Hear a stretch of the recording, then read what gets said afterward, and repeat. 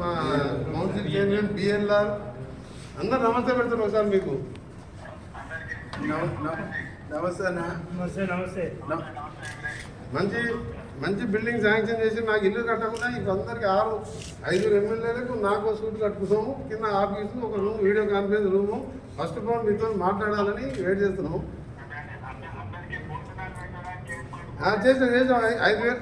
ఇప్పుడు 5,000 మందికి వెజిటేరియన్, 4 మందికి వెజిటేరియన్ పూజ ఇలా గణపతి పూజ, ఓం పూజ. నువ్వు మరోసారి సీఎం కావాలి.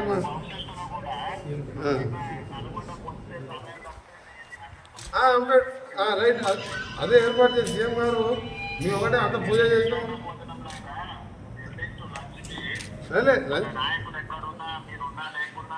అలాగే వంటలు చేసినాం. లేదు అన్నీ చేసినాము.